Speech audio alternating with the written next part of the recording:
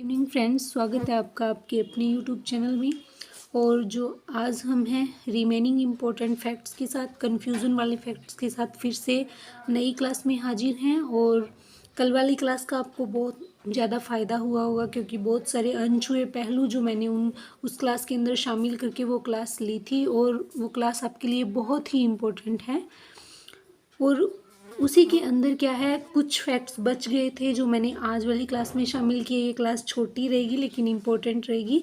तो सबसे पहले हम बात कर लेते हैं मुबारक महल की। तो मुबारक महल जो है वो दो जगह पे है, टोंक के अंदर और जयपुर के अंदर। मुबारक महल दो जगह पे है, एक जयपुर के अंदर है और एक टोंक, और ये दोनों ही हमें पता है। ठीक है, जयपुर वाले का भी पता है जो कि माधो सिंह ने बनवाया था। जयपुर वाला किसने बनवाया था? माधो सिंह ने बनवाया था। और टोंक वाला किसने बनाया था? टोंक वाला जो है 1990 के अंदर इसके अंदर जो ऊँट की बलि दी जाती थी ना, वो बंद कर दी गई है। पहले इसके अंदर क्या है, ऊँट की बलि दी जाती थी ईद पे, और दो ऊँटों की बलि दी जाती थी। दो ऊँटों की बलि देते थे, एक तो जो वहाँ का नवाब था वो अपने महल के अंदर देता था, और एक जो है मुबारक महल के अंदर। तो दो ऊँटों की बलि दी जाती थी। 1990 के अंदर ऐसा कानून बनाया गया जिससे यहाँ पे जो है ऊँटों की जो बलि देना है वो बंद कर दिया गया। तो ये दो मुबारक महल, दोनों को याद रखना। और ये जयपुर वाला है ना, ये स्वागत के लिए है, स्वागत के लिए मुबारक महल बनाया गया है। ये माधो सिंह ने बनवाया था। फिर नटनी का बाग, नटनी का बाग और नटनी का चबूतरा दो है। नटनी का बाग भी है और चबूतरा भी है। चबूतरा तो अपन पढ़ते हैं पिछोला झील के अंदर है, पिछोला झील के पास में है। लेकिन नटनी का बाग जो है वो बहुत ही कम पढ़ने को मिलता है। नटनी का बाग जो है वो जयपुर के अंदर है। नटनी का बाग जो है जयपुर के अंदर बनाया गया है, और नटनी का चबूतरा जो है वो पिछोला झील के अंदर है। दोनों ही इंपॉर्टेंट है, नटनी का बाग और नटनी का चबूतरा। जयपुर के अंदर है नटनी का बाग तो, और नटनी का चबूतरा जो है वो पिछोला झील के अंदर है। उसके बाद में पुष्कर, पुष्कर तो जो अजमेर के अंदर है, सबको पता है। 52 घाट वाला मंदिर, ब्रह्मा जी का पहला मंदिर है यहाँ पे, और आदि गुरु शंकराचार्य ने बनवाया था। इसका जो वर्तमान स्वरूप है, जो इसके अंदर 4 भुजाओं वाली जो मूर्ति रखवाई है वो गोकुल चंद्र पारिक ने रखवाई है। तो इसके अंदर भी कंफ्यूजन होता है कि कहीं पे जो जो होते हैं ना, कुछ लेखक ऐसे होते हैं, कुछ ऑथर ऐसे होते हैं जो सीधा ही कॉपी मारते हैं बुक्स की। ठीक है, सीधा ही उनको छाप दिया जाता है कॉपी करके। कुछ पब्लिकेशन ऐसे होते हैं तो सीधा कॉपी करते, तो उसके अंदर क्या है, वो इम्पोर्टेंट फैक्ट्स को नहीं छूते। तो मैंने बहुत सारी बुक्स के अंदर देखा है, जब पुष्कर वाले में ब्रह्मा जी के मंदिर की बात आती है तो आदि गुरु शंकराचार्य कहीं तो ये लिखा गया है, कहीं शंकराचार्य लिखा ही नहीं गया, सीधा ही ये बताया गया है कि गोकुल चंद्र पारिक ने मंदिर का निर्माण करवाया था। तो वहाँ पे जो फ्रेशर स्टूडेंट होते हैं वो उलझ जाते हैं कि पुष्कर वाले मंदिर का कहीं पे तो गोकुल चंद्र पारिक देखने को मिल रहा है, कहीं पे शंकराचार्य देखने को मिलता है। आखिर में ये मंदिर बनवाया किसने? तो ये बनवाया तो शंकराचार्य नहीं था, लेकिन इसका जो आधुनिक निर्माण करवाया था 4 भुजा वाली मूर्ति के रूप में, वो गोकुल चंद्र पारिक ने करवाया था। अजमेर के अंदर है ये, आपको पता है, पुष्कर अजमेर। और ढूंढाड़ का पुष्कर किसको बोलते हैं? ढूंढाड़ ढूंढ नदी के आसपास का क्षेत्र है, जयपुर अलवर ये वाले इसके अंदर शामिल हैं। तो ढूंढाड़ का पुष्कर कहते हैं जमुआ रामगढ़ को। जमुआ रामगढ़ जयपुर के अंदर है ना, उसको ढूंढाड़ का पुष्कर कहते हैं। जयपुर वाला जो हिस्सा था ढूंढ नदी होने के कारण में उसे ढूंढाड़ बोलते हैं।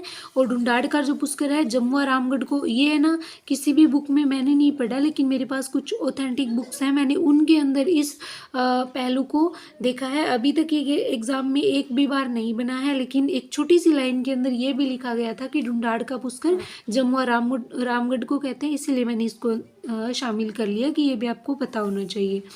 उसके बाद में आदिवासियों का कुंभ, आदिवासियों का कुंभ जो है बेणेश्वर मेला डूंगरपुर को कहा जाता है। सोम माई जाखम नदियों का संगम है। नवाटापुरा गांव आसपुरा तहसील के अंदर है। बेणेश्वर धाम मेला वहाँ पे लगता है माघ पूर्णिमा को, और ये डूंगरपुर के अंदर है आदिवासियों का कुंभ। लेकिन आदिवासियों का दूसरा कुंभ, अब मेरवाड़ा का कुंभ हो गया या फिर मारवाड़ का कुंभ हो गया, हाड़ौती का कुंभ हो गया, सब है, लेकिन आदिवासियों का दूसरा कुंभ हम नहीं पढ़ते। आदिवासियों का दूसरा कुंभ जो है वो बांसवाड़ा में गोटिया अम्बा मेला जो लगता है ना, उसको आदिवासियों का दूसरा कुंभ कहते हैं। आपको पता है राजस्थान का नीचे वाला दक्षिणी हिस्सा है डूंगरपुर, प्रतापगढ़, बांसवाड़ा, इनसे मिलके बना है। तो ये भी बांसवाड़ा में भी आदिवासी लोग रहते हैं, है ना। आदिवासी बाहुल्य क्षेत्र है और आदिवासी डूंगरपुर के अंदर भी है। तो बेणेश्वर को तो आदिवासियों का कुंभ कहा ही जाता है। इसी के साथ जो आदिवासियों का दूसरा कुंभ है वो बांसवाड़ा के अंदर जो घोटिया अम्बा मेला लगता है ना, जो पढ़ते हैं, उसको आदिवासियों का दूसरा कुंभ भी कहा जाता है। उसके बाद में है खलकाणी माता। खलकाणी माता जो है वो गधों की देवी है, लेकिन कई बार क्या होता है जो शुरू में पढ़ना स्टार्ट ही करते हैं ना, जो ज़्यादा डीप नहीं पढ़ते हैं ना, उनको क्या होता है गधों की देवी शीतला माता ऐसे पढ़ लेते हैं, लेकिन ऐसा नहीं है। शीतला माता का सिर्फ वाहन है गधा। गधा जो है वो शीतला माता की सवारी है, उनका वाहन है, लेकिन गधों की देवी जो है वो खलकाणी माता है। ठीक है, गधों की देवी कौन है? खलकाणी माता है। और गधा सवारी किसकी है? शीतला माता की। शीतला माता की ओनली सवारी है, वो गधों की देवी नहीं है। गधों की देवी खलकाणी माता है। उसके बाद में छप्पन का मैदान। छप्पन का मैदान जो है आपको पता है डूंगरपुर, बांसवाड़ा और प्रतापगढ़ 3 जिलों के अंदर फैला हुआ है। मोस्टली बांसवाड़ा और प्रतापगढ़ के बीच है, क्योंकि बांसवाड़ा और प्रतापगढ़ के बीच में से माही नदी निकलती है।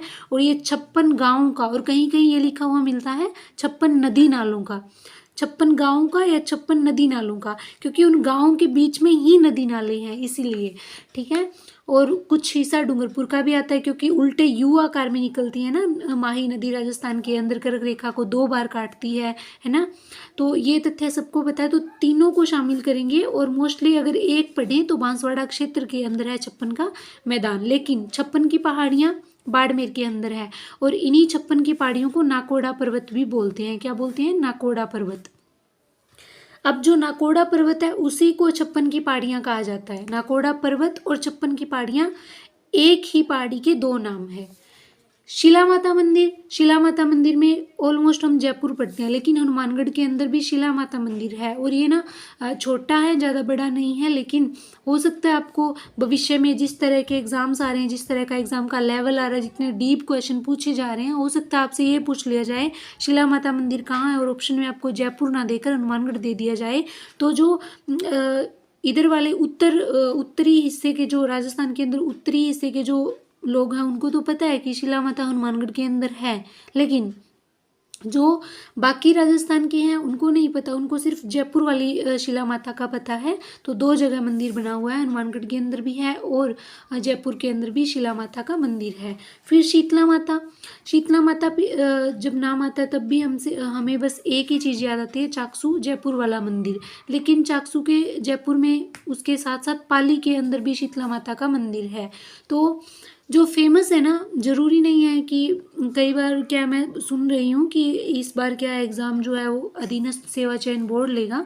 तो अधीनस्थ सेवा चयन बोर्ड ले या कोई भी बोर्ड ले, किसी भी टॉपिक से बाहर तो क्वेश्चन जा नहीं सकता। हाँ, क्वेश्चन की लैंग्वेज घुमाई जा सकती है, क्वेश्चन के ऑप्शन अलग दिए जा सकते हैं। एक ही मंदिर जो 2 जगह पे है, स्टेट से बाहर से तो कहीं जीके आने से रहा, ऐसे तो नहीं है कि स्टेट का एग्ज़ाम है, स्टेट का बोला गया है और इंडिया लेवल का पूछ ले, ऐसा नहीं हो सकता। तो मैंने कई लोगों से सुना है, तो मैं पहले ही बता दूं आपको कि इस तरीके के क्वेश्चन बन सकते हैं, इस तरीके से डीप पूछा जा सकता है। इससे अलावा और ज़्यादा कहीं बाहर से नहीं पूछे जाएंगे। जैसे आपको जयपुर का पता है, तो हो सकता है एग्जामिनर हनुमानगढ़ वाले शिला माता मंदिर का पूछ ले। आपको शीतला माता चाकसू का पता है, लेकिन हो सकता है पाली के बारे में पूछ ले, क्योंकि पाली वाले मंदिर के बारे में बहुत ही कम लोग जानते हैं। और जो शिला माता हनुमानगढ़ के अंदर मंदिर है उसको भी बहुत ही कम लोग जानते हैं। फिर हवा महल। हवा महल के बारे में सब जानते हैं, प्रताप ने बनवाया था, प्रताप सिंह ने, और लालचंद उस्ता इसके जो शिल्पकार थे वो थे। 5 इसके अंदर मंजिलें हैं, 953 इसके अंदर खिड़कियां हैं। तो सब जानते हैं इन चीज़ों के बारे में। पहला जो है वो शरद मंदिर है, दूसरा जो है वो रत्न मंदिर है, फिर विचित्र मंदिर है ना, फिर प्रकाश मंदिर है, और फिर हवा।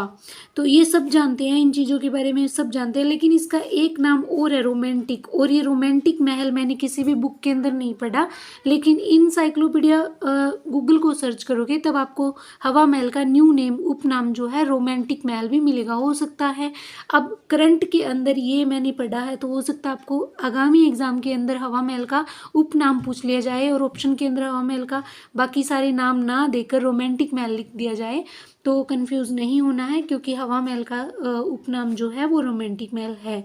ठीक है, बाकी चीज़ों के बारे में सबको पता है, इसके अंदर कितनी खिड़कियां हैं, कितना क्या है, किसने बनवाया, कौन इसका शिल्पकार था, सब कुछ पता है, सब जानते हैं, क्योंकि ऊपर ऊपर के फैक्ट्स हैं वो सभी पढ़ते हैं, फ्रेशर्स होते हैं वो भी पढ़ते हैं, और जो ज़्यादा डीप पढ़ चुके हैं वो तो इन चीज़ों को रट चुके होंगे। लेकिन जो डीप पढ़ चुके हैं ना, उन्हें ये सोचने की ज़रूरत नहीं है कि अब मैं क्या करूं, तो अब जो अपना दायरा है ना वो बढ़ाना है। ठीक है, जितनी हमें चीज़ें याद है अच्छी बात है, लेकिन इसके अलावा जो नए फैक्ट्स हैं उनको शामिल करते हुए कहते हैं ना, अपडेट करना ज़रूरी होता है। हमारे अंदर ज्ञान बहुत है, लेकिन उसको अपडेट रखना बहुत ज़रूरी है ना। जैसे मंत्रिमंडल होता है, हमने एक बार मंत्रिमंडल को याद कर लिया तो सारे 5 साल तक वही मंत्रिमंडल नहीं रहेगा। उसके अंदर कुछ मंत्री है, हो सकता है मंत्रिमंडल के अंदर रह सकते हैं, लेकिन बीच बीच में चेंज भी होते रहते हैं। तो उसी तरीके से इस चीज़ को, स्टैटिक जीके को भी क्या होता है, अपडेट करना ज़रूरी होता है, क्योंकि ये भी क्या है, टाइम टू टाइम नया जुड़ता रहता है बुक्स के अंदर भी, और हमें भी सर्च करते रहना चाहिए। तो ये चीज़ें कुछ जो बचे हुए थे मैंने आपको बता दिए। कल ऑलमोस्ट मैंने सारे कल वाली क्लास के अंदर शामिल कर लिए थे, लेकिन जो बचे थे आज फिर मेरी नज़र में आए, तो मैंने उनको आज की क्लास में पूरा करवा दिया। और ये जो शिला माता और शीतला माता, पाली वाला शीतला माता और शिला माता हनुमानगढ़ वाला, ये जरूर याद रखना, क्योंकि जयपुर को तो सभी पढ़ते हैं।